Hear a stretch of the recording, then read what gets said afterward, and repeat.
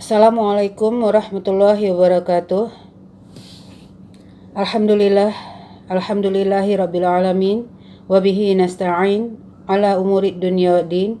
Wassalatu wassalamu ala asrafil anbiya'i wal mursalin wa ala alihi wa ashabihi ajma'in, amma ba'. Bapak, Ibu, Ananda sekalian yang saya muliakan, puji syukur kehadirat Allah Subhanahu wa taala yang telah memberikan kita rahmat kesehatan sehingga kita masih bisa bernafas sampai detik ini, juga masih bisa diberikan rezeki untuk bisa tetap hidup meski dalam suasana pandemi COVID yang sudah cukup lama ya, sudah lebih atau hampir 1 tahun.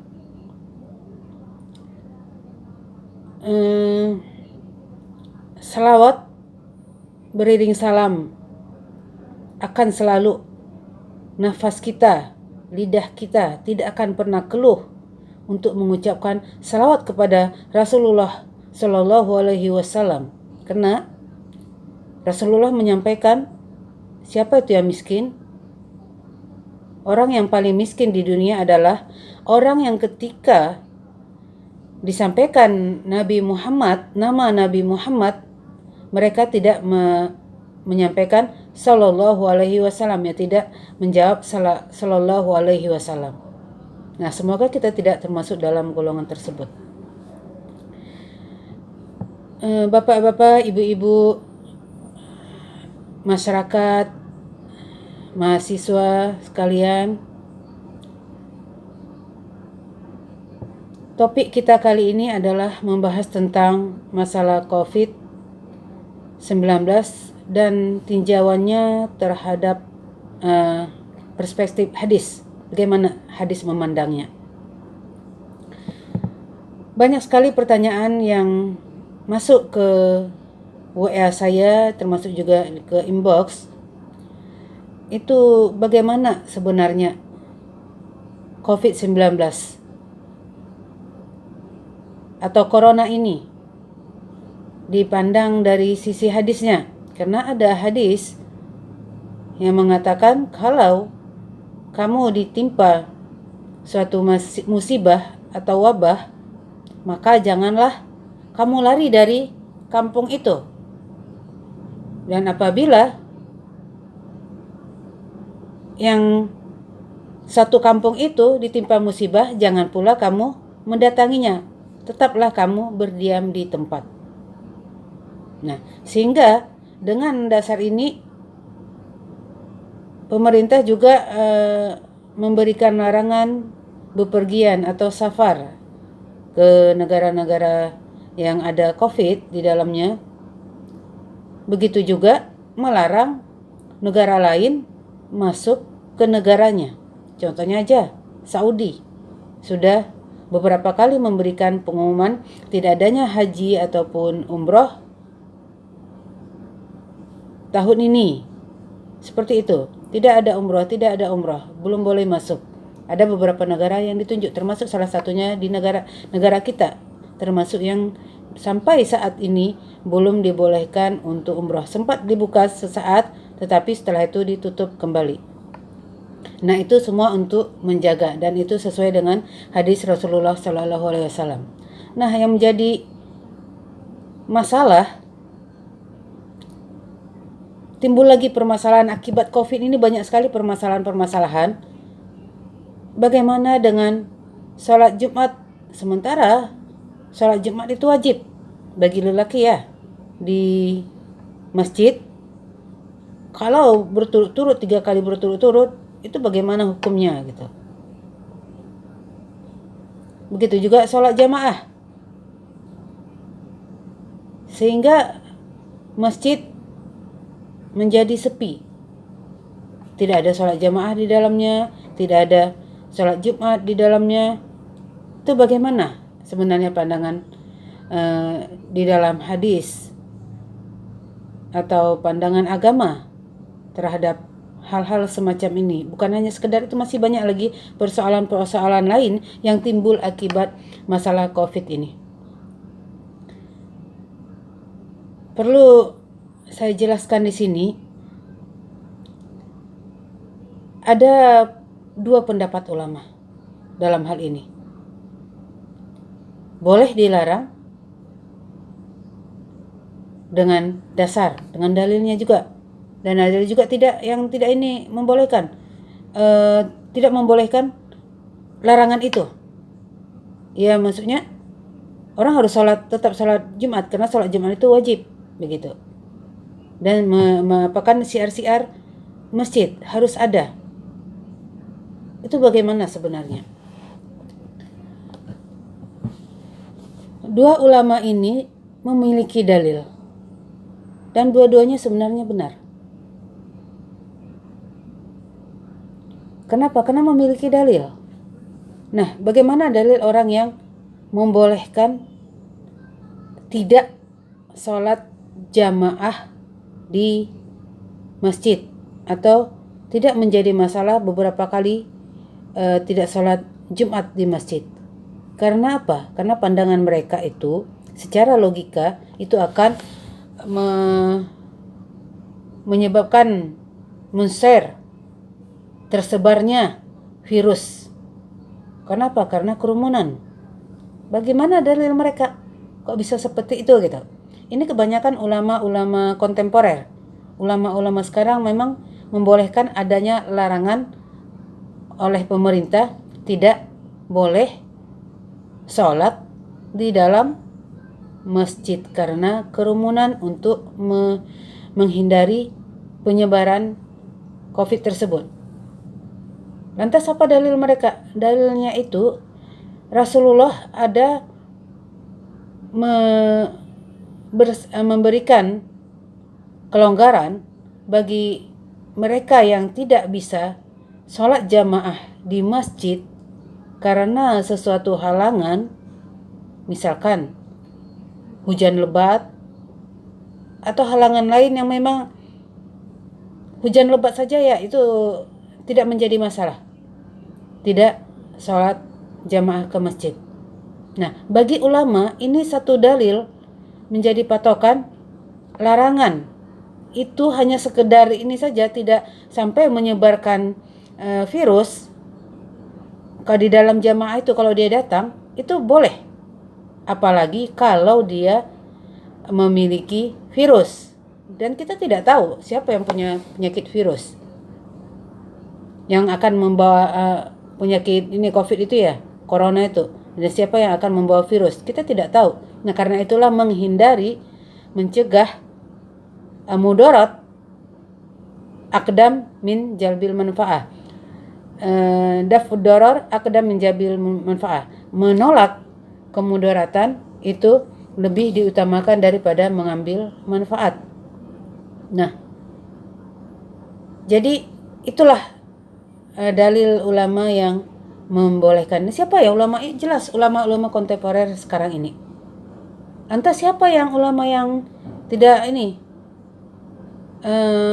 tidak setuju kalau adanya larangan pemerintah untuk tidak boleh sholat, maksudnya penutupan ini masjid ya, tidak boleh sholat jamaah dan tidak boleh sholat Jumat dalam masa COVID ini. Yang mereka tetap berpatokan kalau sholat Jumat itu adalah wajib, tidak bisa digantikan dengan zuhur, tidak bisa digantikan dengan sholat zuhur. Nah, itu ulama yang ekstrim, yang dia merasakan orang tidak bisa lari. Justru kalau kita sakit, kita harus kepada Allah, larinya kepada Allah. Kenapa takut? Kenapa lari? Justru itu pandangan mereka yang tidak setuju adanya penutupan masjid. Nah, itu. Bagaimana masalah-masalah lain yang timbul? Ini akibat corona ini kita banyak sekali terjadi pertentangan, perdebatan masalah ibadah. Sangat-sangat banyak. Inilah imannya sehingga orang yang tidak tahu agama jadi tahu agama. Kita ambil saja positifnya. Pandemi ini ambil saja yang positifnya. Asa an takrahu syai'an wa huwa khairul lakum wa asa an tuhibbu syai'an wa huwa syarrul lakum. Bisa jadi sesuatu yang tidak kamu sukai itu padahal baik bagi kamu. Kita tidak suka dengan adanya pandemi ini, adanya COVID ini. Semua gerak kita menjadi terbatas. Kemana-mana terbatas. Belum lagi masalah perekonomian. Udah jelas jauh menurun. Orang tidak bisa berjualan. Kenapa? Karena yang pembeli juga sepi. Itu banyak sekali terjadi. Tapi anggap saja hikmahnya supaya kita menjadi orang yang lebih sabar lagi. Kemudian kita bisa lebih mendekatkan diri kita kepada Allah Subhanahu wa taala. Terkadang memang kita butuh sholat sendirian. Butuh. Makanya itu ada sholat tahajud. Terkadang orang malas sholat tahajud. Padahal itu jauh manfaatnya. Sholat tahajud itu jauh manfaatnya. Kenapa? Karena kita bersendirian. Nah, bisa jadi adanya larangan adanya penutupan masjid-masjid agar kita benar-benar koreksi diri sendiri. Benar enggak kita? Sudah sholat, kita sudah seperti apa? Kedekatan kita kepada Allah bagaimana? Ini bisa jadi itu ujian kepada kita. Demikian untuk sementara ini, bapak-bapak, ibu-ibu sekalian, ambillah segala sesuatu itu hikmahnya saja. Jangan mencari sesuatu yang buruk-buruk saja. Kenapa? Karena Rasulullah dalam hadis qudsi Allah menyampaikan ana indah husni zonni abdi. Saya sesuai dengan persangkaan hambaku. Apabila baik persangkaan hamba kepadaku, ya baiklah hasilnya. Apabila buruk, maka buruklah hasilnya.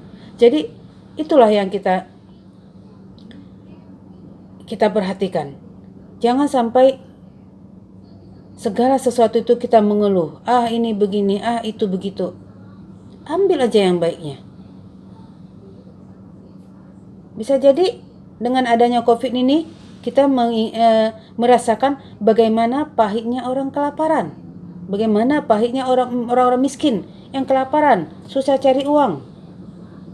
Nah, begitu juga dengan kita. Kita merasakan kelaparan. Banyak sekali halangan. Biasanya selama ini kita bepergian ke sana kemari, kita tertahan. Itu. Kemudian kita bisa dekat kepada keluarga kita. Nah, selama tidak ada COVID, suami pergi pagi pulang malam, atau istri yang bekerja pergi pagi pulang malam. Nah, anak-anak bagaimana? Kedekatan terhadap keluarga bagaimana? Sehingga menjadi renggang, nggak ada rasa kedekatan satu sama lain. Nah, itu yang menyebabkan banyak terjadi kenakalan-kenakalan remaja karena kurangnya perhatian orang tua. Nah, dengan adanya COVID, masyarakat disuruh menetap di dalam rumah. Ambil hikmahnya. Suami menjadi lebih dekat pada istri lebih dekat pada suami, anak lebih dekat kepada orang tuanya, orang tua juga lebih dekat dan perhatian kepada anak-anaknya. Ini sebenarnya kalau kita mau mengambil sesuatu itu dari sisi positifnya, tidak negatifnya. Kalau masalah keuangan, bukankah Allah berfirman setiap makhluk yang berada di permukaan bumi ini sudah ditentukan, sudah ada rezekinya masing-masing. Hanya saja rezekinya itu ada yang besar, ada yang sedikit, ada yang sedang-sedang saja. Semuanya itu syukuri, tapi itu sudah jaminan Allah kalau semua kita akan mendapatkan rezeki. Tergantung lagi, banyak besarnya itu adalah usaha kita masing-masing. Ada yang berusahanya keras. Kenapa? Karena hasil itu tidak mengindikan tidak menyalahi gitu loh. Dari usaha kita, apa yang kita usahakan itulah hasil yang kita terima. Allah tidak akan pernah menyia-nyiakan amalan kita. baik itu laki-laki ataupun perempuan. Nah, dalam masalah COVID ini, orang banyak kehilangan pekerjaan, banyak pemecatan, banyak PHK, sehingga ekonomi sangat sulit. Itu kita bisa lihat sendiri di masyarakat kita, sehingga menimbulkan terjadinya pencurian, kemalingan, segala macam, begal di tengah jalan. Itu akibat orang mencari untuk makan. Nah, itu ambil aja hikmahnya. Agar apa? Disitulah Allah menguji. Sabar enggak kita? Mau enggak kita berusaha ketika kita kehilangan pekerjaan, masih ada pekerjaan lain yang bisa sekedar untuk mencari sesuap nasi. Begitu juga banyak hikmah dari pandemi ini, orang banyak di rumah. Yang orang tua selama ini kurang memperhatikan pembelajaran anaknya, ini sekarang sudah mulai memperhatikan. Kenapa? Karena belajar online. Memang berat bagi orang tua selama ini.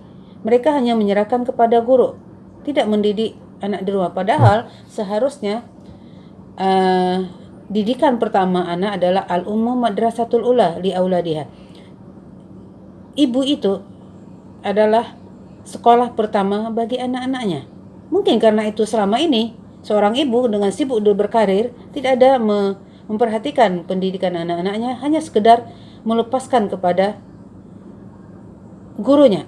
Nah, Allah memberikan cobaan, dikasih pandemi, sehingga mau nggak mau, karena belajar online daring, ada tugas-tugas dari guru, mau nggak mau orang tua yang akan memberikan pendidikan, mendidik anak-anaknya di rumah. Ambil hikmahnya sehingga menjadi dekat. Terlaksanalah apa yang disampaikan oleh Rasulullah Shallallahu Alaihi Wasallam. Kemudian hikmah dari pandemi ini, selain dari kedekatan terhadap keluarga, juga kedekatan kepada Allah Subhanahu Wa Taala. Selama ini kita sibuk dengan dunia, mencari uang, mencari harta, nggak akan pernah habis-habisnya harta kalau dicari. Jadi bagaimana dengan adanya pandemi ini? Kita banyak di rumah. Dengan banyak di rumah, kita banyak waktu untuk beribadah, banyak istirahat, sehingga gampang untuk salat malam. Nah, kita kalau udah dekat dengan Allah, hati itu akan justru lebih tenang. Ambil hikmahnya itu. Segala sesuatu itu ambil yang baik-baiknya saja. Kita berusaha untuk selalu optimis, selalu berbaik sangka terhadap apapun itu. Jangan pernah sampai kita berburuk sangka sekecil apapun, baik terhadap diri sendiri, terhadap Allah, terhadap manusia lainnya. Berbaik sangka aja. Tetapi bukan berarti kita tidak boleh waspada. Sudah jelas ada orang jahat sama kita, kita berbaik sangka, itu tidak baik juga. Kenapa? Buruk sangka dilarang, waspada itu boleh. Berburuk sangka tidak boleh, berbaik sangka wajib. Tetapi waspada juga wajib. Menjaga diri. Nah, dengan kedekatan kita kepada Allah Subhanahu Wa Taala, dengan adanya pandemi ini, kita sadar betapa Allah yang berkuasa atas segala sesuatu, bukan manusia. Meskipun orang bilang, banyak beredar rumor-rumor kalau virus ini berasal dari Cina, itu memang dibikin, memang dibuat. Kita tidak perlu mengambil hal-hal yang seperti ini, itu akan membuat kita jadi benci, bukan mencari solusi. Sekarang ambil aja solusinya. Mau dibikin oleh orang ataupun dari Allah atau dari siapa aja pun virus ini, apakah benar ada virus ini? Kalau benar ada, bagaimana? Kalau misalkan tidak ada, toh banyak yang meninggal. Itu bagaimana? Segala sesuatunya itu anggap aja, apapun itu pasti ada hikmahnya. Tidak usah kita bilang, oh ya itu dibikin sama orang, itu akan membuat kepala kita bukan mencari solusi, bukan menjaga, bukan menghindari, bahkan malah menambah masalah. Bukan menyelesaikan masalah, tapi tambah masalah. Seperti pegadaian. Katanya pegadaian adalah menyelesaikan masalah tanpa masalah. Sebenarnya Orang yang berhutang bikin masalah tambah masalah, akan membayar hutangnya. Begitu juga dengan orang yang berburuk sangka terhadap pandemi ini, dengan berburuk sangka kalau itu bikinan orang apa segala macam, itu menambah otaknya tambah nggak beres, bukan menyelesaikan masalah. Penyelesaian masalah adalah jangan lari dari masalah, tapi selesaikan masalah itu. Kalau memang itu benar-benar ada dan ini, kita berusaha untuk menghindarinya dengan memakai masker, menjaga jarak, dan juga selalu mencuci tangan. Kebersihan memang sudah dari Islam. Kemudian ketika bersin, menutup, itu juga sudah ada ajarannya dalam hadis. Apabila kita bersin, tutuplah dengan sapu tangan atau dengan tangan kamu. Nah, itu kan udah ada sebenarnya ajaran-ajaran dalam Islam. Jadi dengan adanya pandemi ini, ajaran Islam justru semakin banyak diketahui masyarakat dan banyak dilaksanakan oleh masyarakat Muslim yang selama ini mengabaikannya. Demikian dulu. Assalamualaikum warahmatullahi wabarakatuh.